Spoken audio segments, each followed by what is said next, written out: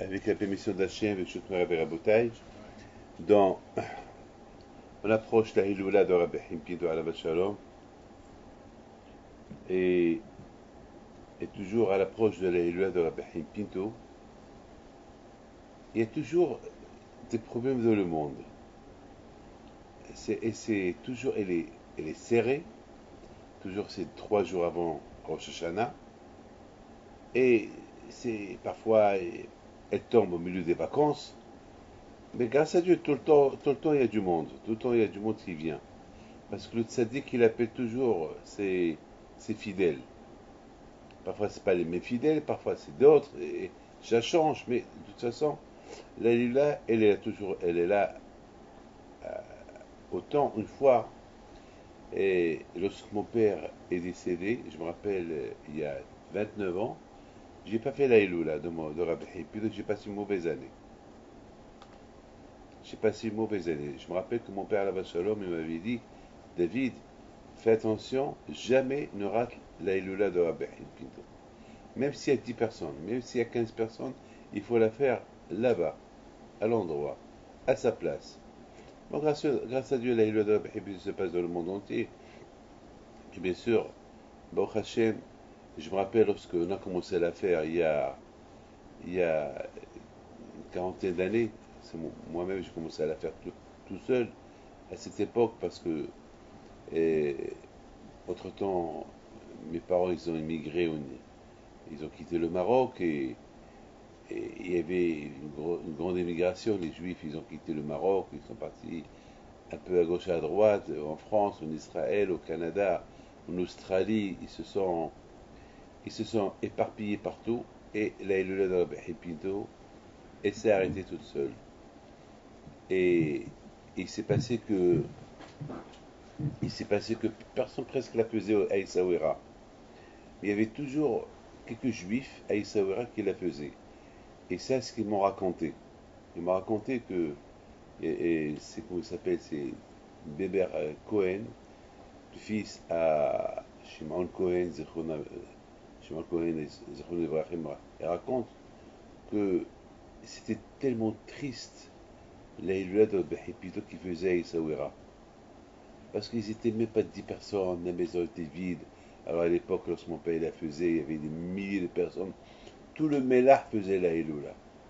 Après le lendemain, c'était des milliers et des milliers de juifs qui partaient au cimetière pèlerin à Rabbi Hippido. Et ça, je me rappelle très bien. Je me rappelle que moi-même, je vendais des bougies. Et je me rappelle que je vendais des bougies à cette époque-là.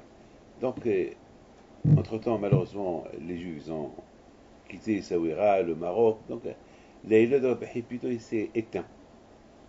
Presque personne ne la faisait. Et alors, il me raconte, Shimon Cohen, Alav Shalom, que une fois, ils étaient minyan, à peine minyan dans la chambre, à Essaouira, à la maison de Rabbi Hippido. On voyait la tristesse sur le visage de quelqu'un, jusqu'à que quelqu'un il a commencé à pleurer. Parce que ça les rappelle le passé, le passé, le monde qu'il y avait, les cris, les Hawaja, Idawina et tout, l'ambiance qu'il y avait, il n'y a personne, c'était pas. Et soudainement, il me raconte chez Shimon Cohen, il voit le verre de Rabbi Hippido qui était accroché au milieu, il y a une flamme qui est sortie de ce verre, une flamme, on dirait que cette flamme, elle avait une force de brûler presque toute la maison, une flamme de feu. Alors, tout le monde a crié, tout le monde a eu peur, et chacun il dit alors, t'as vu, t'as vu, t'as vu, t'as vu. Et soudainement, ils ont commencé à rigoler, à sourire, ils ont fini fête, ce soir là-bas, ils étaient 10 personnes, et ils ont compris que Rabbi Hippido, il est là. Parce que cette flamme de feu qu'elle sort de cette bougie, c'est pas.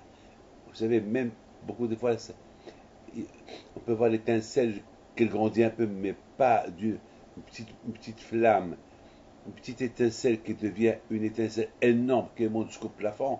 Ça, c'est des choses que dommage que personne n'a pu filmer ça. Dommage. Mais pour vous dire que Alors là, ils ont compris que le tzaddik était là. Donc, Baruch Hashem, Baruch Hashem, Baruch Hashem. À partir de là, j'ai commencé à faire la Iloula. J'avais 24 ans, 25 ans. Au départ, il y avait 5 personnes. Après, c'était 10 personnes. Et chaque année, jusqu'à qu'on est arrivé à des milliers de personnes.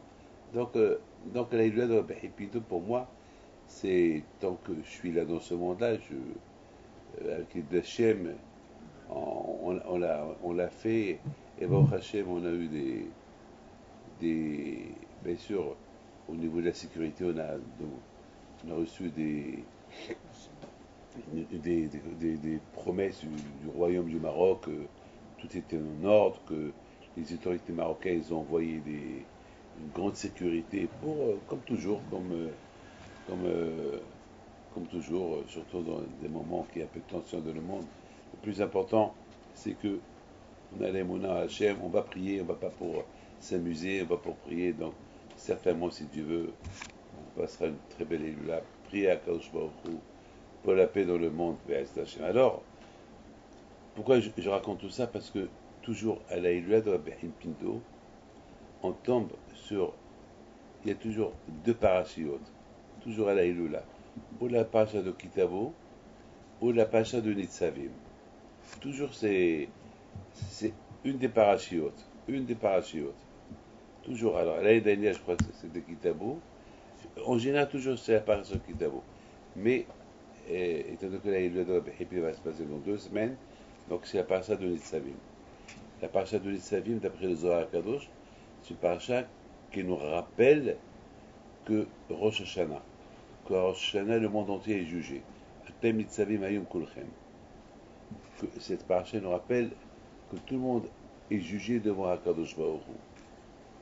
Et non seulement les, les juifs et les non-juifs, mais tout le monde, même tout ce qui est existant est jugé à Rosh Hashanah. Tout dépend de la veille de Rosh Hashanah. Donc, bien sûr, ce Shabbat-là de Nitzavim, qui parle au même temps de Rosh Hashanah, et on va se trouver devant le tombeau de Rabbi Pinto. Là, on va prier à Kadosh Baruch Hu pour Mashiach, pour la bonne année, pour le shalom, pour la paix, pour la prospérité, pour que ces guerres dans le monde cessent, qu'il y ait une paix, qu'il y ait une entente, qu'il y ait une panassa. Et c'est tout. On prie pas seulement pour nous, on prie pour tout le monde, pour le monde entier, pour toutes les nations, là où ils sont. Parce que ça ne nous arrange pas qu'il y ait la guerre. Mais la paracha de la semaine prochaine, la paracha qui précède la Hilula de Hippé, elle parle de la paracha de Kitavo. Alors, Kitavo, elle parle de quoi Kitavo? La paracha, elle parle de lorsque Hachem dit au peuple d'Israël, lorsque vous allez vous installer dans la terre de Canaan et que vous allez avoir le Beth Amikdash, votre propre roi, etc. Alors la Torah, elle donne une mitzvah importante. Une mitzvah importante. Et tu dis, mais la karta, merishit kol pri adama, me'atzecha, c'est-à-dire, tu apportes les premiers prémices de la terre que Hachem va te donner. Et tu les apportes, et tu vas les mettre dans un plateau, et tu vas les apporter au Beth Amikdash. Mais ça veut dire, tu as des arbres. Alors, les premiers fruits qui commencent à sortir, tu veux faire là-bas un signe, c'est ceux-là que tu vas prendre. Alors, on les appelle bikurim. Pourquoi on les appelle bikurim? C'est du verbe les premiers-nés. Quand par exemple, un papa qui a des enfants, le premier, c'est le premier-né. Après, c'est toujours le premier-né qui est le plus important. Toujours, on attend avec impatience le premier-né. Et voilà, tu as le premier-né. Alors là aussi, lorsque quelqu'un il a des champs, des champs, des arbres et tout ça. Donc, il attend avec impatience que les arbres lui donnent des fruits. Il voit, voilà, les prémices. L'arbre qui lui donne l'orange, voilà, et ça commence. Alors, il fait un signe, jusqu'à qu'il grandit bien, et là, il prend tous les premiers-nés, des prémices, des fruits, et il les met dans un plateau. Alors, il est riche, il les met dans un plateau en or, Mais vous savez, la Gemara dit qu'ils vont partir de chez eux jusqu'à Yerushalayim. Ils vont partir avec des prémices, avec des plateaux, de tous les fruits. Imaginez-vous quelqu'un qui a beaucoup de blé, beaucoup des arbres, alors il prend tous ces prémices à Yerushalayim, et là-bas, il les prend au Beth Amikdash, il va dire merci à Hachem. Merci à Hachem de m'avoir donné la terre, merci à Hachem, j'étais rien du tout, j'étais rien qu'un esclave en Égypte, et j'avais rien du tout, et en plus, on avait plein de problèmes dans la vie, il y a eu Lavan qui a voulu nous tuer, et Paro qui a voulu nous tuer, et malheureusement, on était dans le désert pendant 40 ans, et presque on a fait le veau d'or, et maintenant, merci Hachem, qu'on est là, qu'on est dans la Torah, et en plus tu nous as donné du bétail, tu nous as donné du manger, et voilà, un remerciement. Et le Midrash, la Gemara, il dit que chaque jour les Juifs, ils arrivaient, de tout Israël, ils arrivaient avec des plateaux. C'est la folie, hein? Chacun il vient avec les riches, ouais, les riches avec le plateau, les pauvres avec ce plateau. Maintenant, les pauvres, ils apportaient dans un plateau en paille. Mais il faut un plateau. C'est comme un serveur. Il faut un plateau. Il faut un plateau. Tu vois. Et les Lévi'im, ils sortent les accueillir avec des chants. Et voilà. C'était comme ça c'est la scène qui va se répéter chaque année. C'est pour ça qu'on l'appelle la fête des Bikurim, la fête des prémices. Eh oui. Par exemple, à Pessah, on fait la fête des prémices, des Bikurim qui jeûnent pour dire merci à Hachem, qui ne sont pas morts dans Makat Bechorot, lorsque la dernière plaie, tous les premiers Égyptiens sont morts, et la fête des Bikurim, les prémices que les gens ils apportaient. Alors vous imaginez, vous voyez le riche et le pauvre. Le riche qui arrive avec un plateau en or, et le pauvre qui arrive avec un petit plateau en paille, avec 2-3 légumes. Pas légumes, 2-3 fruits là-bas, et il vient. Mais ce qui est impressionnant, c'est que les deux, ils vont dire le même remerciement à Kadosh Baruch Hu. Alors je comprends le riche qui dit merci à Hachem pour tout le bien qu'il lui a fait. Il est milliardaire. Il a je sais pas moi, il a des tonnes, des jardins, il a des forêts. Mais le pauvre va venir avec 2-3 fruits, c'est pas 1 million. SHM, et pourquoi Hachem exige de ce pauvre aussi qu'il apporte? C'est une question que je me suis posée. Je comprends le riche. Le riche, il a de quoi dire merci à Hachem. Mais le pauvre, d'accord, on va dire, toi aussi, il faut dire. Mais c'est pas un peu million que le pauvre, le riche qu'il arrive avec, avec, avec des grands plateaux, et le pauvre qu'il arrive avec un tout petit plateau, une petite assiette jetable.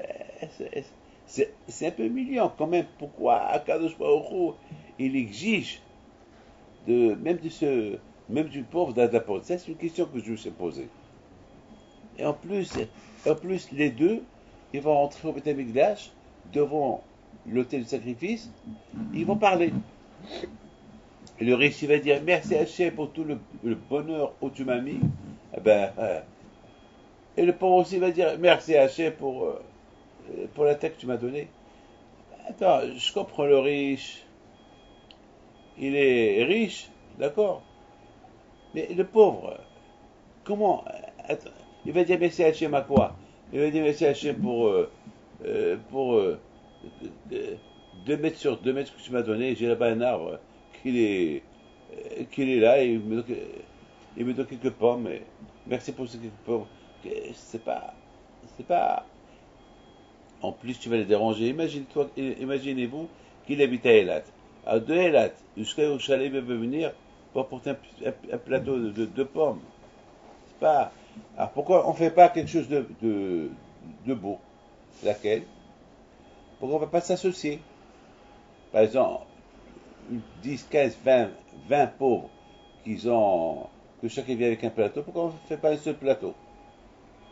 Voilà, et les vins, ils vont rentrer avec un grand plateau. Ou pas. C'est pas mal. Ça, c'est mon idée. Et c'est pas mal comme idée. Ou pas. Alors, je me suis posé la question, pourquoi il ne va pas le faire? Vous savez qu'à Pessah, il y a une mitzvah à Pessah de sacrifier le sacrifice de Pessah. Après, je te raconte une super histoire que vous avez resté bouche bée. Il y avait, alors, tout d'abord, on parle de Pessah. Vous savez qu'à Pessah, il y a une mitzvah d'apporter, de faire le Korban Pessah. Voilà. Le, euh, hein? Le sacrifice de Pessah. On l'appelle le Korban Pessah, le sacrifice de Pessah. Donc, c'est une mitzvah, mais c'est pas tout le monde qui a un mouton, oui ou pas? Alors, c'est pas tout le monde, c'est pas tout le monde qui va porter un mouton, c'est pas tout le monde qui est riche. Alors, la loi, elle dit que, un, il peut, il, il peut faire associer avec lui 100 familles, 200 familles. Donc, il y a une association. Et tous, ils vont mettre leurs mains sur la tête du mouton. Et s'associent. Donc, c'est leur, donc, euh, donc ça passe. Alors, ça passe. C'est ce qu'on appelle minouïn. Chacun, il va s'associer dans chacun, il donne une pièce, et voilà, et c'est comme s'il a fait le. Donc, là aussi, pourquoi on ne dit pas là aussi pareil? Au lieu d'humilier ces pauvres-là, de venir avec un plateau avec deux, trois fruits là-bas, on va faire une chose de meilleure pour une collectivité, un groupe de 100 personnes, et ils vont apporter un grand plateau impressionnant, et voilà, un plateau, ils vont venir tous hein, devant le sacrifice, et tous se vont répéter, Arami Ove, merci Hachem, pour tout ce que tu nous as donné, et ça passe. Pas un par un qui vient avec un truc, et le Lévi va sortir l'accueillir. Je comprends le Lévi qui accueille un riche avec un gros plateau, mais il va accueillir un pauvre avec un petit plateau, c'est un peu humiliant. Pourquoi on va pas faire ça comme pour Corin Pessah? C'est une question que je me suis posée. Je voudrais vous raconter une histoire qui est super. L'histoire, est très connue, cette histoire, parce que je l'ai lue beaucoup de fois. Il y avait une fois, un jour, un monsieur qui marche, il trouve un aigle. Il trouve un aigle et qui est un peu blessé, un petit aigle qui est blessé. Alors, il a eu de la peine, il l'a pris chez lui, il l'a mis avec les, comment ça s'appelle ça, dans dans son jardin, avec les petits poussins qu'il avait là-bas. L'aigle était petit, d'accord? Bon, et voilà, de temps en temps, et les mois qui passent, et l'aigle qui grandit. C'est l'aigle, il est impressionnant. Il y a des aigles qui ont comment ça s'appelle, des ailes jusqu'à 2 mètres, hein. Des aigles, ils sont impressionnants. Et voilà, l'aigle il grandit, et, et, et, et lui maintenant il était petit au départ, mais il était avec ses petits poussins, donc il imite les poussins. Il voit les poussins qui picorent, oui c'est ça, et lui aussi il picore. Voilà, il picore, bam, bam, bam. Un jour un monsieur il passe, il voit des poussins, des poulets, des coqs, et avec eux il y avait un aigle impressionnant. Et lui aussi l'aigle il picore. Alors qu'on sait très bien que l'aigle il mange de la viande. L'aigle il peut prendre un singe, il prend un mouton. L'aigle est très impressionnant, de loin, il domine les hauteurs des montagnes. Il bouge même pas. Il va vers lui, il le prend. Et qu'est-ce qu'il fait? Il le prend dans une montagne, et au haut de la montagne, il veut le pousser dans le vide. Parce qu'il voit qu'il veut pas s'envoler. Et comment il s'appelle l'aigle, il veut pas s'envoler. il bouge pas, il reste, il bouge pas. Et à un moment donné, le monsieur, encore il le pousse. Bon, il voit qu'il veut pas s'envoler, il le lâche. Il le ramène encore dans le, hein, Poulailler. dans le poulailler. Encore quelques mois plus tard, il le revoit encore, qui picore. C'est pas possible. Celui-là, il va pas rester avec mes poulets. Un jour, il va les manger. Attends, mais c'est un mangeur de poulet, c'est un mangeur de. Il picore les grains. Alors là, il s'est dit, il faut qu'il s'en aille. Il le prend, il le fait monter encore une autre fois au sommet de la montagne. Et là, il a utilisé toutes ses forces pour le pousser. Il avait peur, l'aigle avait peur de bouger. Et moi, de monsieur lui dit, écoute-moi, moi je connais pas ta langue, mais sache, tu es un aigle, tu n'es pas un poulet. Tu es un aigle, tu n'es pas un poulet. Toi, tu es né pour voler, pour monter les hauteurs. Tu es le roi des oiseaux. Tu n'es pas là avec les poulets. Il le pousse, il le pousse, il le pousse, et à un moment donné, il a réussi à le pousser dans le vide. Et l'aigle qui tombe, il a compris que, il a commencé à utiliser ses aigles, et là, il a pris son envol et il est parti. Alors, c'est quoi le moussa de cette histoire-là, Bémet? Chaque être humain, il est né avec des forces extraordinaires. Moi, David Pinto, je fais des fausses choses qu'un autre être humain ne peut pas les faire. Il y a d'autres êtres humains qui font des choses que moi je ne peux pas faire. Et chacun a ses forces. Il faut savoir une chose. Un rabbin, il a des forces, parce qu'il connaît la grandeur, il sait ce que Hachem veut de lui. Un religieux, il sait ce que Hachem veut de lui. Mais il faut que, il faut que le rabbin il sache, ou ce religieux, il faut qu'il sache, que de plus qu'il sait ce que Hachem veut de lui, le tzara est très fort. Le tzara, il va venir chez le rabbin, ou chez le religieux, avec des forces plus que lorsqu'il va chez quelqu'un qui n'est pas religieux. Parce que quelqu'un qui n'est pas religieux, il va le séduire tout de suite. Pour qu'au moins le tsar me séduit, il faut qu'il utilise beaucoup de ses forces. Parfois il peut me gagner, parfois c'est moi qui vais le gagner. A priori, j'aurais dû toujours le gagner. Parce qu'Hachem m'a donné des forces qui s'ajoutent aux fonctions de la mesure que j'ai besoin. Et il y a parfois, ces forces-là, on ne les voit pas. On voit que ce qui est limité. Mais ça s'étale. Ça s'étale. C'est-à-dire qu'au fur et à mesure que tu as besoin de ces forces, quand je il te donne encore. C'est comme l'élastique. L'élastique, tu vois, une petite ficelle, mais après tu peux l'étendre. Après, il devient grande, grande, grande, grande, grande. Et c'est comme ça. Et après, ça redevient petit, normal. C'est comme, c'est comme ça. Pourquoi Hachem, il ne montre pas ça au Satan? Parce que c'est une surprise qu'on utilise contre le Satan. Et Satan, il voit nos forces, donc il utilise les forces selon nos forces. Il voit qu'on utilise encore d'autres forces, donc il utilise encore. Mais après, lorsqu'il voit qu'on est infini dans les forces, donc il abandonne. Et il dit, celui-là, il est limité dans ses forces. Donc l'homme, il ne peut pas mesurer.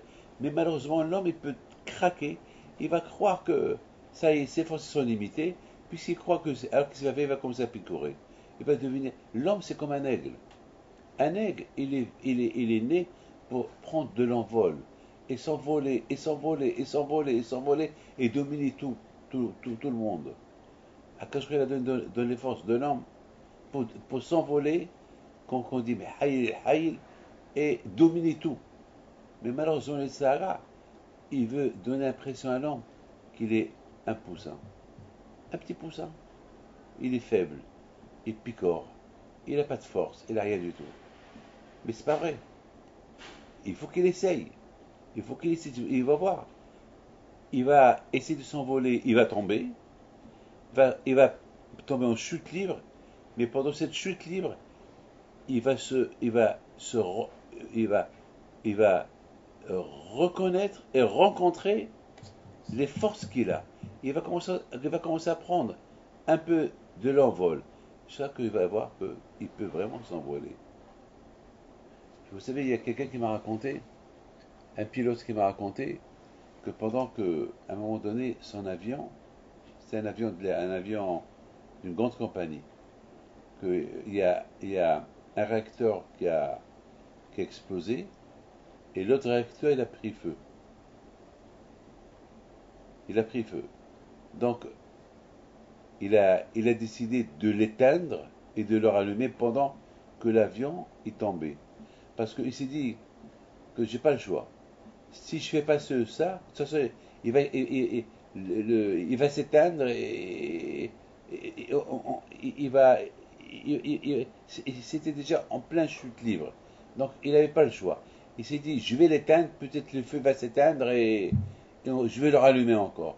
Mais le risque il se peut que le feu ne va pas s'éteindre et, et ça ne démarre pas et c'est fini. Alors il s'est dit, de toute façon, j'ai pas le choix. Et il s'est dit, je vais mourir, parce que l'avion tombe. C'est fini. Donc, c'est le pilote qui me l'a raconté, il me l'a raconté. Alors, qu'est-ce qu'il a fait? Il a éteint. Il a éteint le réacteur. Il a éteint. Bon, le risque, il a réussi. Il s'éteint un peu, il a rallumé. Il a atterri. Ah oui, bien sûr, c'est l'aide du ciel. Ah, bien sûr, c'est l'aide du ciel. Ah, mes amis, moi je pense que la Torah, elle veut. Voilà, la Torah. Il faut savoir une chose que on est maintenant dans le mois de Elul. Et dans le mois de Elul, il faut savoir une chose. Le mois de Elul, on arrive au mois de Elul, on est avant la fête de Rosh Hashanah. À quoi on pense? On pense avec toutes les fautes que j'ai faites toute l'année, qu'est-ce que je vais dire à Kadosh Baruch Hu? Je me suis moqué de l'année dernière, j'ai 64 ans, et combien de fois j'ai demandé pardon, et combien de fois j'ai demandé pardon, et chaque année je retourne chez lui. Et Satan il nous dit, David, tu t'amuses du bon Dieu, mais tu es un voyou, tu es un faux. Ça y est, arrête. Tu crois qu'il va t'écouter cette fois-ci? C'est fini, tu es devenu un poussin. Ça y est, c'est fini. Toi qui étais un aigle, que tu es quoi? Voilà, t'es blessé, tu n'as rien du tout. Ça y est. Et surtout pendant toute l'année, on s'est comporté comme des poussins, comme des animaux. On a mis Hachem de côté.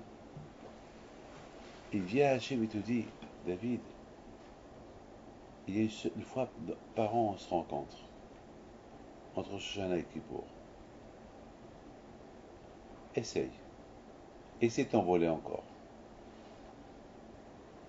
Essaye de t'envoler encore. Essaye. Parce qu'on ne sait jamais. Beaucoup de fois, ça peut arriver que l'homme, il peut commencer à s'envoler à Elul pendant les fêtes pour Shana pour le mois d'Elul. Et après, il va faire une bonne échouva, il va prendre de l'argent. Il va s'envoler à vie. Il va rester un bon juif. C'est vrai, l'expérience nous a montré que chaque année, on fait échouva et on tombe. Mais tant qu'on vit, il y a l'espoir. Hier, j'ai eu la peine de voir quelqu'un, il est en phase terminale, avant de mourir très jeune. Il ne voudra pas d'honneur. Il n'avait rien du tout. Et en 2 semaines, il découvre qu'il avait toutes les graves maladies qu'il pouvait avoir. Alors qu'il y a 6 mois, il a fait un check-up parce qu'il travaille dans la bourse. Donc chaque année, ils font des check-up. Et en 2 semaines, je le vois mourir en face de moi. Et parce que le médecin lui a dit, il n'y a rien à faire. Il n'y a rien à faire. En 2 semaines. Moi, je lui dis, c'est pas vrai, il ne faut pas le croire. Il y a à faire. Il y a la prière. Il y a la prière. Jamais. Tu n'as pas le droit. Et je vous donne un parole d'honneur. Je connais des gens que les médecins ont dit qu'il n'y a rien à faire. Et il y a eu à faire. Ils ont guéri.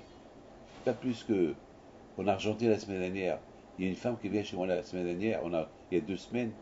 Et il me dit que son père il est malade et veut le même miracle qu'elle a eu avec son fils. Alors je dis que c'est quoi le miracle qu'il a eu avec son fils? Il me dit je suis venu chez vous, comme ça me raconte, hein.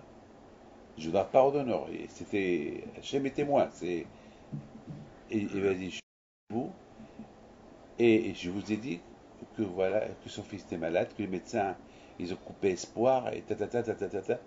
Et vous m'avez dit Rabbi David, vous m'avez dit et si tu fais Shabbat et tu fais Kashrut et vous m'avez dit, mais de toute façon, t'as pas le choix. Puisque les médecins t'ont condamné, ils ont condamné son fils, alors il faut retourner vers Hachem. Et son mari, il était à côté, il dit, pourquoi pas? Qu'est-ce qu'on perd? Et pourquoi pas? Et le bébé, il n'est pas mort, l'enfant n'est pas mort, il est resté vivant. Lorsque, lorsqu'ils ont vu que leur fils, il vit, il n'est pas mort, donc ils sont partis à l'hôpital. Le médecin, il dit quoi? Il est vivant encore? Il n'est pas mort. Pour lui, il a cru qu'il est mort. Non, il est vivant. Ils ont fait toutes les analyses. Ils ont dit c'est pas possible. On ne croit pas ce qu'on est en train de voir. Je vous donne ma parole d'honneur. C'est comme ça, il me raconte. Il m'a dit c'est pas possible. On ne croit pas. D'ailleurs, cette histoire-là, on va la raconter à l'Aïlodab, plutôt par le Rav Bassoul. Mais on ne croit pas, c'est pas possible. C'est pas possible. Qu'est-ce qui s'est passé? Quel médecin? La réponse était, voilà le médecin, je me couvre la tête, je mange kasher, je fais Shabbat. Il a dit, c'est un miracle. C'est pas possible. Et les médecins, ils sont restés bêtes. Donc, vous voyez que, alors là, cette femme me dit, maintenant papa il est malade, est-ce qu'on peut avoir le même miracle? Parce que maintenant on ne sait pas quoi donner au bon Dieu, on fait tout. Elle dit, ma fille, maintenant il faut prier à Hachem. Ce miracle, c'est pas moi qui l'a fait, c'est elle. Non, c'est Hachem. C'est elle qui a fait une grande chose. Moi, je lui ai donné que le conseil. Ah, maintenant, grâce à Dieu, voilà, elle s'est envolée. Alors, elle a été un petit poussin, qu'elle picore, qu'elle mangeait n'importe quoi, alors qu'elle avait des forces de s'envoler, de monter très haut. Et voilà, elle est devenue. Donc, à Rosh Hashanah, le Sarah, il vous dire, vous êtes des poussins, avec tout ce que vous avez fait, vous êtes rien, vous êtes nuls. La réponse, elle est, on n'est pas nuls, on est des aigles. On peut on peut s'envoler, on peut. C'est ça le mois d'Elul. Le mois d'Elul, c'est l'opportunité d'apprendre à s'envoler. Jusqu'à Rosh Hashanah Kippour, là on prend avec les deux dieux. C'est vrai, on ne tient pas parole, mais peut-être un jour, si Dieu nous tiendra parole. Si Dieu veut. C'est vrai, on ne tient pas parole avec le bon Dieu. Mais c'est pas grave. Et si Dieu veut un jour. Donc mes amis, je pense que, écoutez bien, je termine, la paracha de Kidabo, elle nous parle de quoi? On a posé la question pourquoi le riche, on comprend le riche, il apporte des prévises, mais le pauvre, c'est humiliant pour lui d'apporter des petits fruits comme ça, et on dit, le pauvre. Et on a dit pourquoi on ne fait pas une collectivité de 100, 200 familles prévises pour apporter Hachem. La réponse, elle est comme ça. Le riche, il dit merci à Hachem. Et le pauvre aussi doit dire merci à Hachem, même pour la pomme qu'il lui a donnée. Hachem, il veut nous apprendre comment se contenter.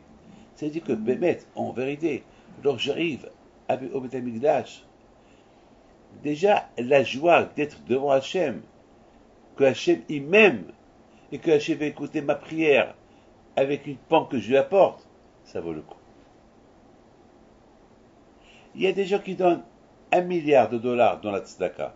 Il y a un pauvre qui va donner $1. Eh bien, c'est important, $1.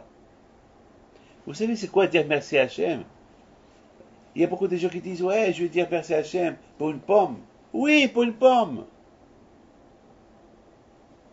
Vous savez, Hakam me disent, pour chaque seconde que tu respires, tu dois dire merci à Hachem.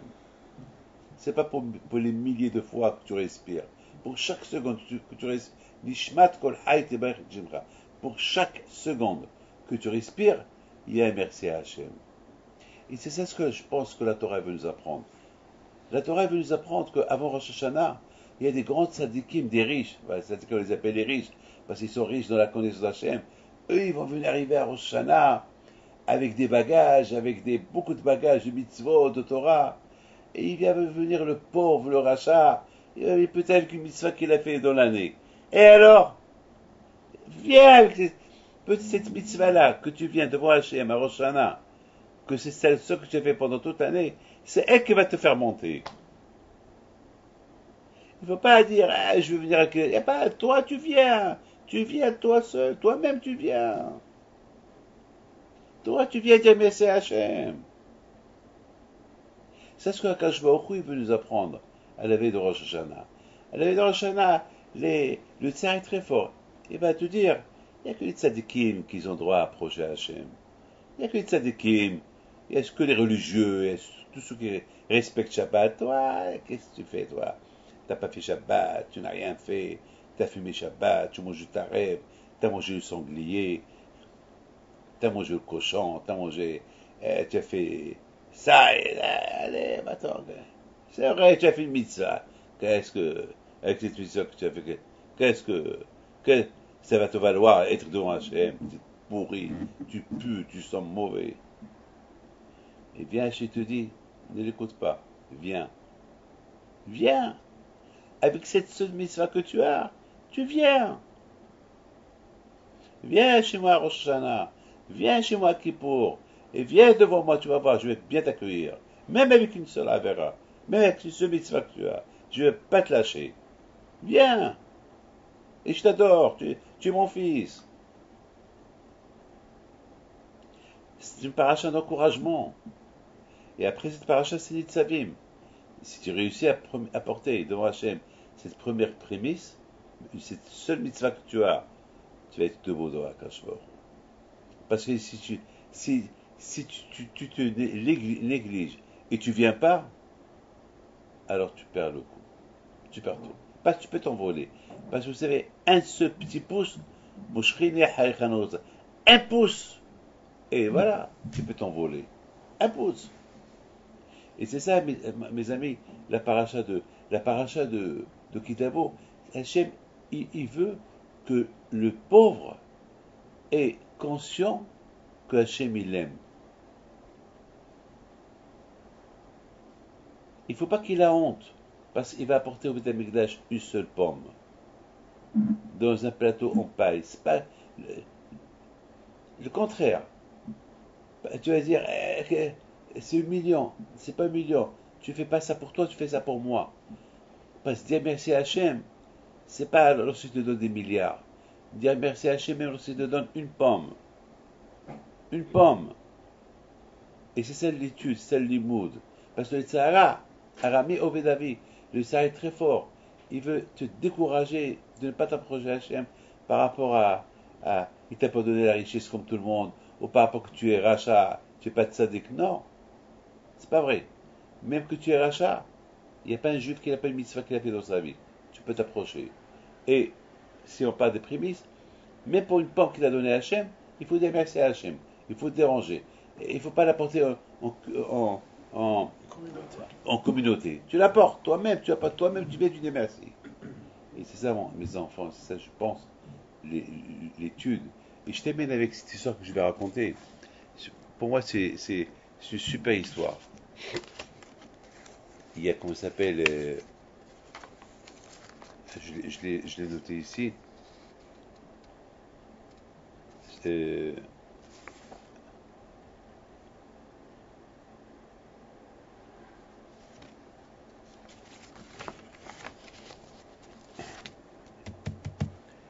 J'étais dans l'avion en venant de l'Argentine en France. Non, pardon, à Madrid, Tel Aviv. Il y a un juif de loin qui me regarde. Et c'était quatre juifs. Mais ceux qui les voient, ils ne croient pas que c'est des juifs. Ils croient que c'est des gens, c'est des Argentins, des Mexicains, des Américains. Loin. Et en plus, ils rigolaient devant tout le monde. et j'étais avec Rabbasoul.